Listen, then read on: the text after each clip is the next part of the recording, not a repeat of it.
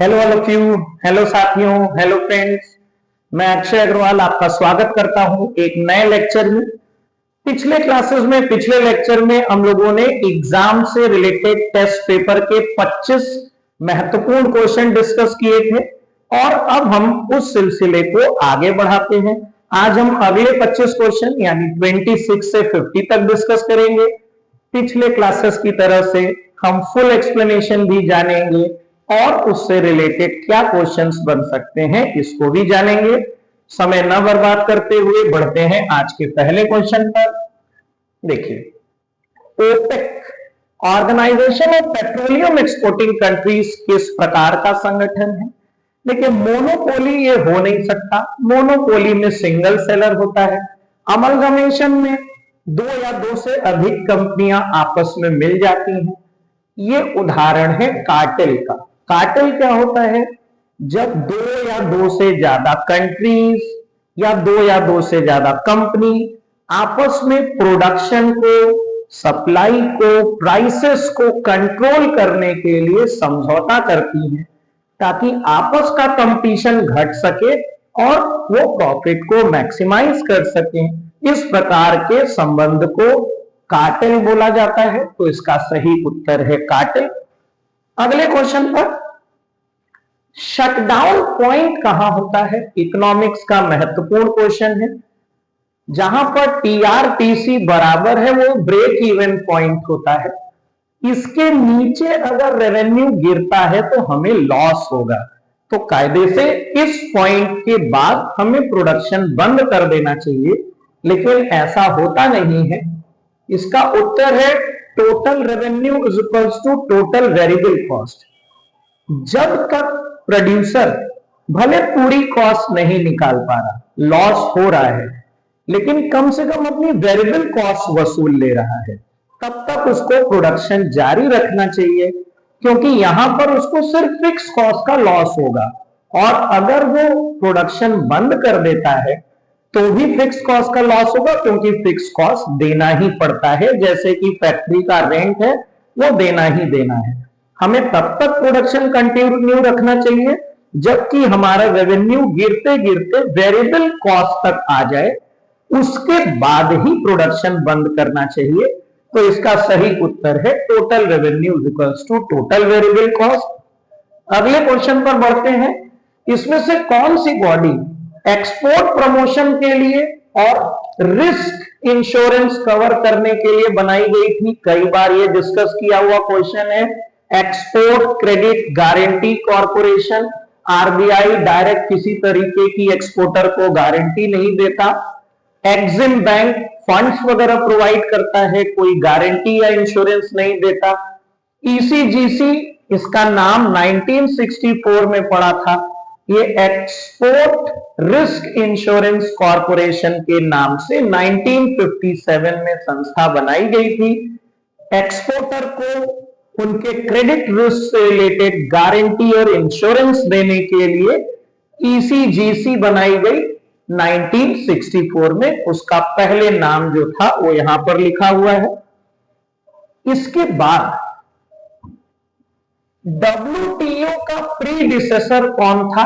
पूर्वक संस्था कौन सी थी? देखिए, गैट का फुल फॉर्म है general agreement on tariff and trade.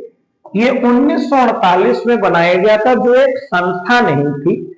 देशों के बीच में आपस में एग्रीमेंट था फ्री ट्रेड करने के लिए विश्व में। बाद में 1995 1 जनवरी को इसको ऑफिशियली डब्ल्यूटीओ एक संगठन का नाम दिया गया, वर्ल्ड ट्रेड ऑर्गेनाइजेशन, जिसका हेडक्वार्टर जेनेवा स्विट्जरलैंड में स्थित है। अगले क्वेश्चन पर बढ़ते हैं। आखिरी भारत का 5 ईयर प्लान कब समाप्त हुआ?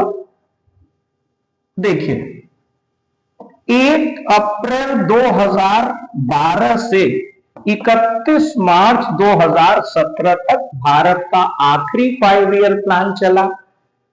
पहला 5 ईयर प्लान 1 अप्रैल 1951 को लॉन्च किया गया था, 1951 में।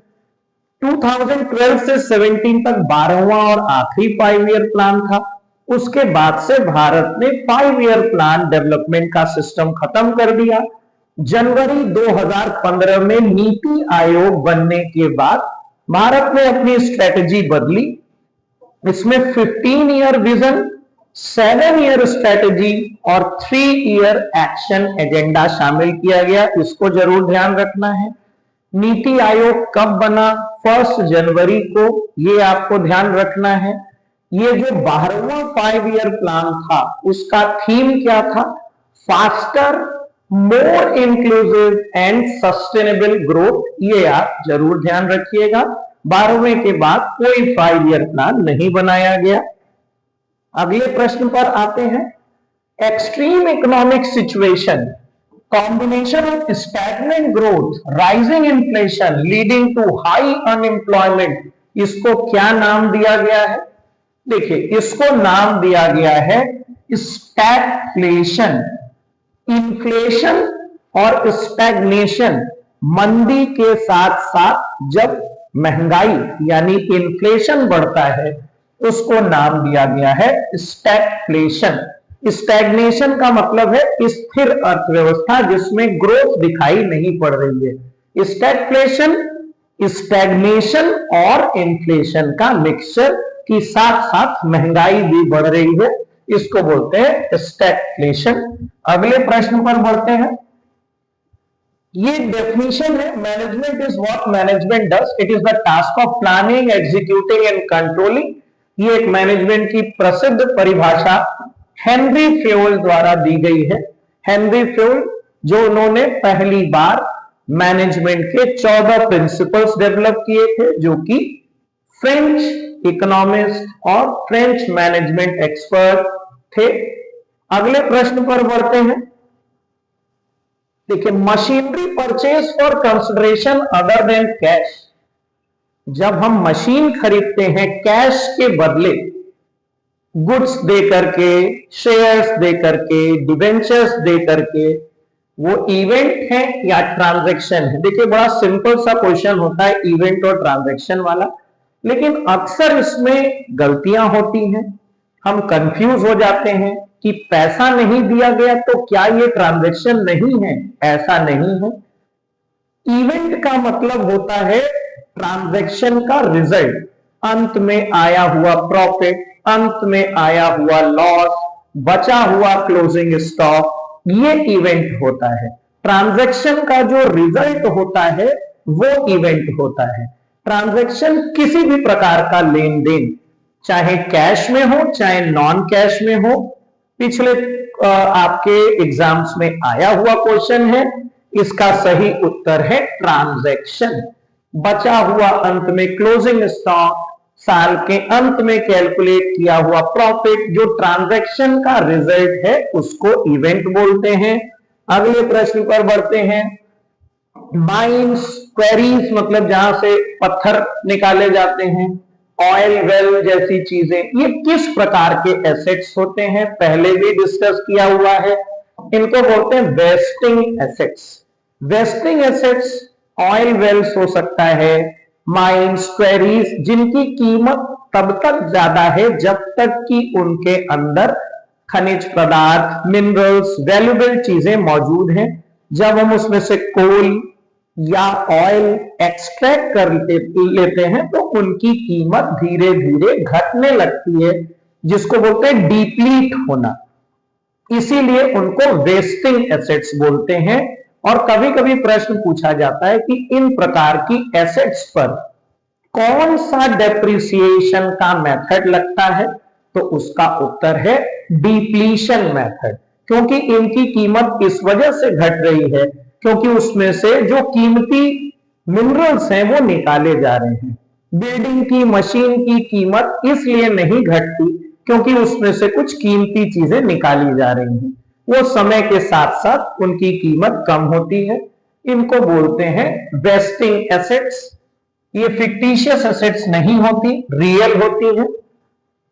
देखिए, ट्रायल बैलेंस जिसको तलपट बोलते हैं हिंदी में, इसका मेन पर्पस क्या है बनाने का? देखिए अरिथमेटिकल एक्यूरेसी, अंक गणितीय शुद्धता, ये बिल्कुल सही है। अरिथमेटिकल एक्यूरेसी का मतलब जोड़ घटाना, टोटल ही सिर्फ ये चेक करता है।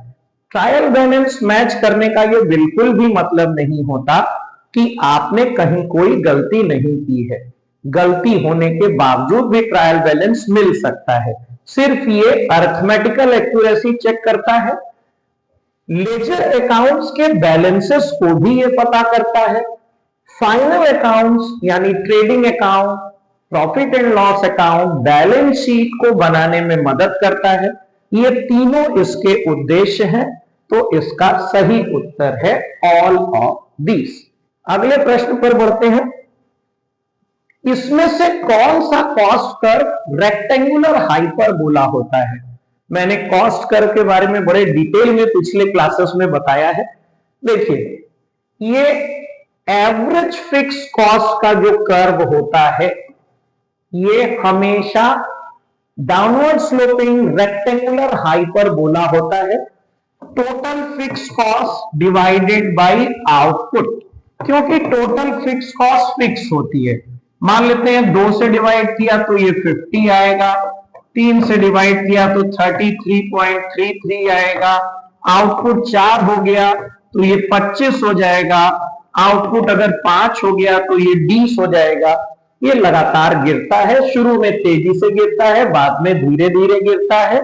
इसका शेप रेक्टेंगुलर हाइपरबोला होता है। Average fix cost, total fix cost ऐसी होती है पैरेलल टू एक्स एक्सिस, और बाकी जो एवरेज टोटल कॉस्ट होता है ये यू शेप होता है। मार्जिनल कॉस्ट भी यू शेप होता है। बढ़ते हैं अगले क्वेश्चन पर। इसमें से कौन क्रेडिट रेटिंग एजेंसी है? क्रेडिट रेटिंग एजेंसीज अपनी इंडिविजुअल ओपिनियन देती हैं। किसी नए पब्लिक इशू पर, शेयर्स पे, डिवेंचर्स पे, म्यूचुअल फंड्स के नए ऑफर्स आते हैं, उन पे अपनी राय देती हैं और क्रेडिट रेटिंग देती हैं कि उनके मुताबिक ये इशू कितना स्ट्रांग है। देखिए, ये तीनों ही भारत में क्रेडिट रेटिंग एजेंसी है। इसका उत्तर है ऑल ऑफ दीज। सबसे बड़ी और सबसे पुरानी जो क्रेडिट रेटिंग एजेंसी है वो है CRISIL, credit rating information services India limited. 1987 में बनी थी, जो पहली है और सबसे बड़ी है। इसका हेडक्वार्टर मुंबई में स्थित है। केयर है credit analysis and research limited, 1993 में बनी हुई है। Iqra investment information and credit rating agency of India limited, 1991 में बनी है। इसका उत्तर है ऑल ऑफ दीज। इससे संबंधित जो क्वेश्चन है आप जरूर उसको देखिएगा। अगले प्रश्न पर बढ़ते हैं। इनकम इनइक्वलिटी को कौन नापता है? देखिए, मीन तो एवरेज है, range highest minus smallest value होती है। फिलिप कर्व जो होता है वो इन्फ्लेशन एंड अनएम्प्लॉयमेंट के रिलेशन को शो करता है, जो कि इनवर्स होता है, जो ये बताता है कि अधिक इन्फ्लेशन पर कम अनएम्प्लॉयमेंट होता है, लो इन्फ्लेशन पर अधिक अनएम्प्लॉयमेंट होता है। तो ये भी उत्तर नहीं है। फिलिप कर्व अगर आपसे कोई पूछे कि किस लिए होता है, तो इन्फ्लेशन और अनएम्प्लॉयमेंट के रिलेशन को इनवर्स तरीके से दिखाता है। इसका सही उत्तर है लॉरेंस कर्व। इनकम का कितना इक्वल डिस्ट्रीब्यूशन हुआ है या अनइक्वल डिस्ट्रीब्यूशन हुआ है, इसको शो करने वाला इंडिकेटर लॉरेंस कर्व होता है। अगले प्रश्न पर बढ़ते हैं। CRR यानी cash reserve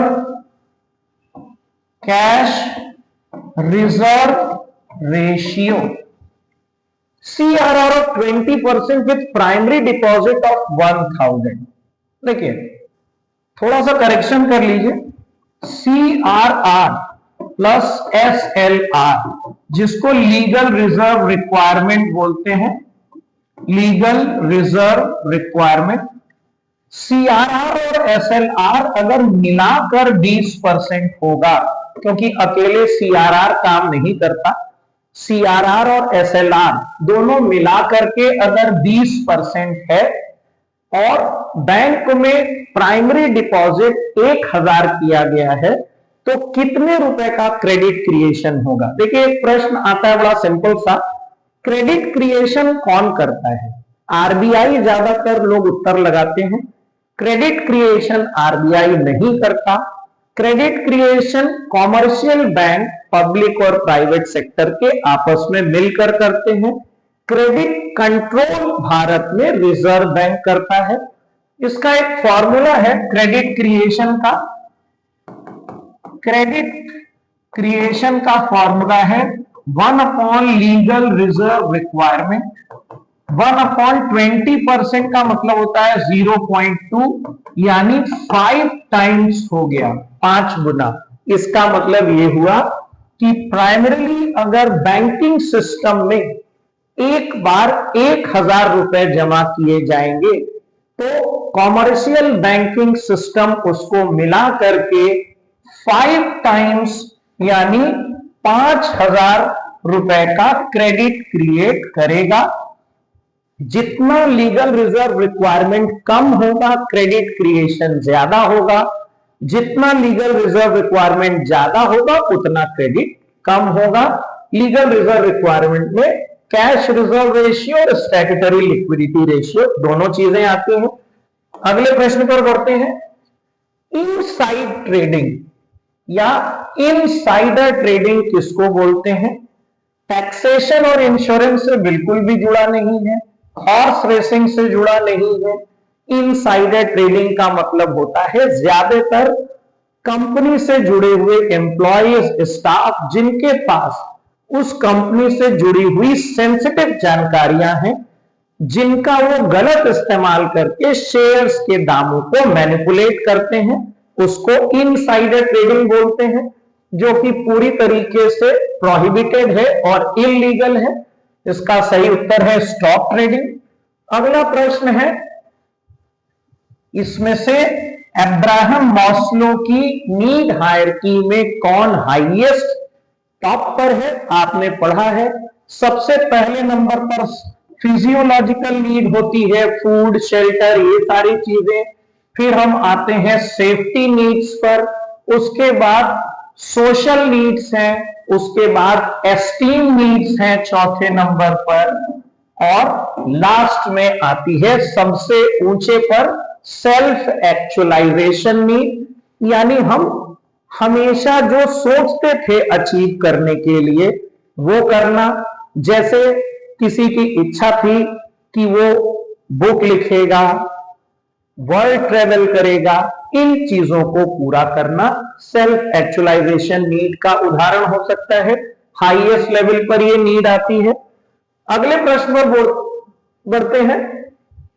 maximum number of candidates तक पहुंचने की जो प्रक्रिया है, स्टाफिंग से जुड़ा हुआ प्रश्न है, उसको क्या बोलते हैं? मोटिवेशन डायरेक्टिंग का एक पार्ट है। डेवलपमेंट कंपनी में भर्ती होने के बाद किया जाता है एम्प्लॉइज का।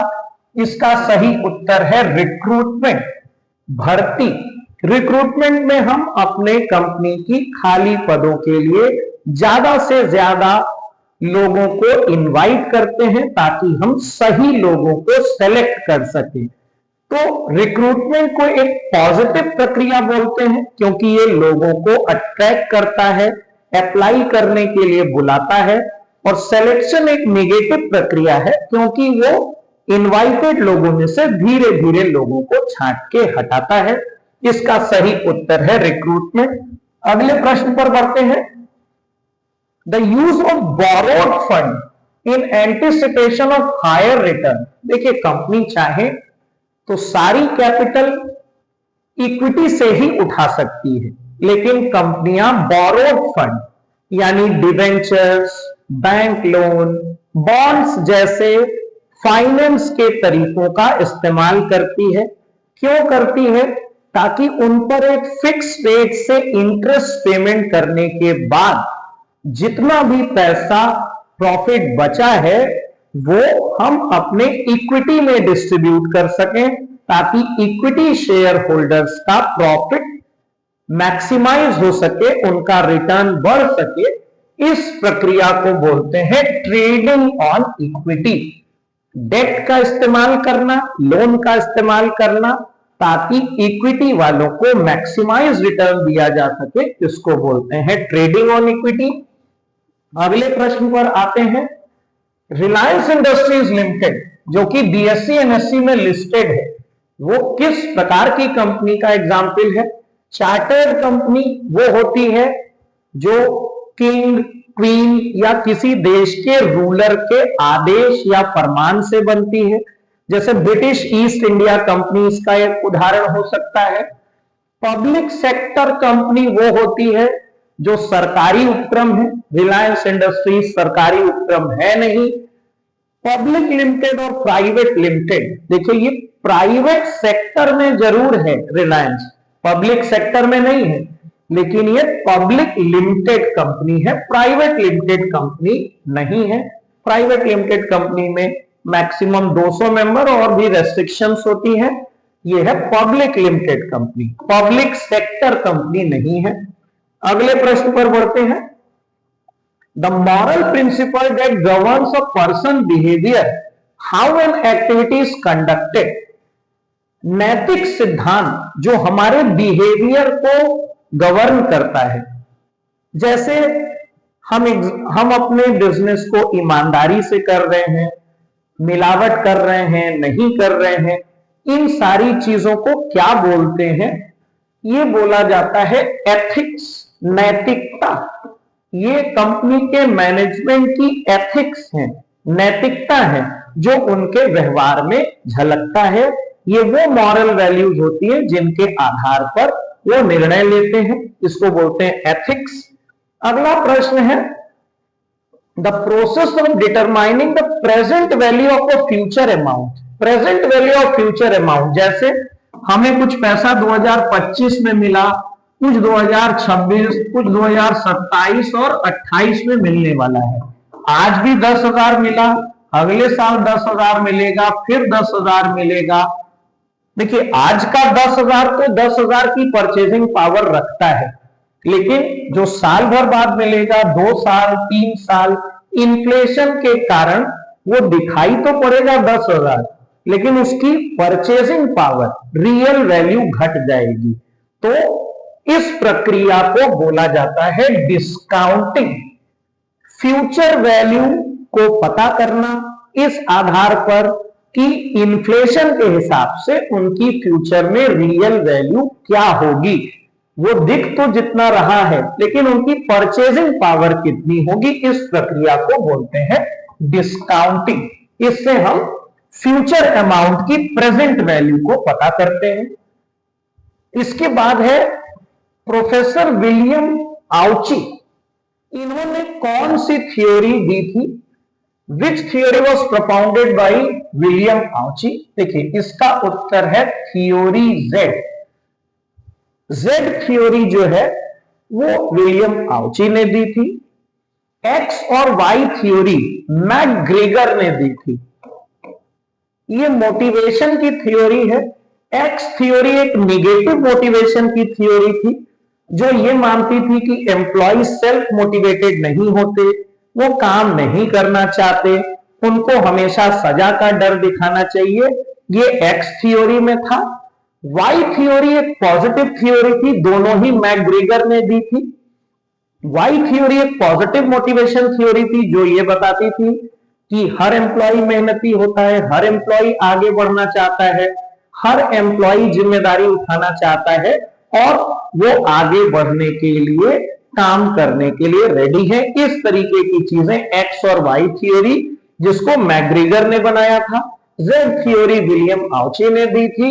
और ईआरजी थ्योरी ये क्लेटन एडल्फर नाम के मैनेजमेंट एक्सपर्ट ने दी थी, जिसमें ई का मतलब है एग्जिस्टेंस, आर का मतलब है रिलेटेडनेस और जी का मतलब है ग्रोथ नहीं। तो एक्स और वाई मैकग्रेगर की, ईआरजी का डिटेल यहां लिखा है, जेड थ्योरी विलियम आउची की। आगे बढ़ते हैं। Which of the following costing principle is based on estimated cost. जो हम अनुमानित लागत पर काम करते हैं, देखिए अनुमानित लागत ठेकों में होती है। जब आप कहीं का कॉन्ट्रैक्ट लेते हैं किसी काम को करने का, जैसे कॉन्ट्रैक्टर सड़क बनाने की अनुमानित लागत पेश करता है, एक्चुअल लागत उसको नहीं पता है, वो अनुमानित से घट भी सकती है, बढ़ भी सकती है। तो जो ठेके के कार्य होते हैं कॉन्ट्रैक्ट के, वो हमेशा अनुमानित लागत पर होते हैं। आज के आखिरी प्रश्न पर बढ़ते हैं। लाइन एंड स्टाफ ऑर्गेनाइजेशन में अथॉरिटी किसके पास होती है? देखिए पहले भी बता चुके हैं, एक लाइन ऑर्गेनाइजेशन होता है जिसमें अथॉरिटी रिस्पॉन्सिबिलिटी एक फ्लो में सीधे फ्लो करती है। ये सीनियर, उसका सबऑर्डिनेट, उसका subordinate. Line and staff organisation में जो लाइन अथॉरिटी के मेंबर्स हैं उनको साथ में कुछ एडवाइजर्स दिए जाते हैं। यहां पर एक एडवाइजर या इनको एक एडवाइजर मिला हुआ है। इनका काम सिर्फ लाइन अथॉरिटी वालों को सलाह देना होता है। इनके पास आमतौर पे फाइनल निर्णय लेने की कोई भी अथॉरिटी नहीं होती, वो लाइन अथॉरिटी के पास ही होता है। जो मुख्य धारा में जो मैनेजर्स हैं, अथॉरिटी हैं, उनको ही फाइनल अथॉरिटी मिलती है निर्णय लेने की। तो इसका उत्तर है लाइन पर्सनल। स्टाफ पर्सनल मतलब ये एडवाइजर, तो खाली स्टाफ के पास तो हो नहीं सकती, दोनों के पास इक्वली बढ़ती नहीं है। More with line and less with staff, ऐसा कोई कॉन्सेप्ट नहीं है कि किसके पास ज्यादा है या किसके पास कम है। आमतौर पे फाइनल अथॉरिटी लाइन पर्सनल के पास ही होती है, स्टाफ के पास नहीं होती। एक और प्रश्न है, मैनेजमेंट बाय ऑब्जेक्टिव्स किसने डेवलप किया था? मैनेजमेंट बाय ऑब्जेक्टिव पर पहले भी चर्चा हो चुकी है। This was given by Peter F Drucker, management और मार्केटिंग के बड़े एक्सपर्ट जिनका नाम काफी प्रसिद्ध है। पीटर एफ ड्रकर ने मैनेजमेंट बाय ऑब्जेक्टिव्स दिया था। एमबीओ के बारे में पहले के क्लासेस में भी मैंने बहुत डिटेल में बताया है, आप उसको देखिएगा। ये आज के 25 क्वेश्चन 26 से 50 पूरे एक्सप्लेनेशन के साथ, रिलेटेड क्वेश्चंस के साथ आप इसको रिवाइज करिएगा। अगर आपको पसंद आ रहा होगा तो आप इसको जरूर सब्सक्राइब कर लीजिएगा ताकि आपको आगे की क्लासेस भी मिलती रहें। मैंने अपने वीडियो में टेलीग्राम लिंक भी डाला है जिसपे आप जाकर के इंपॉर्टेंट क्वेश्चंस रिवीजन कर सकते हैं, इंपॉर्टेंट नोट्स पीडीएफ के फॉर्म में पा सकते हैं। तो thank you for watching, see you in the next video.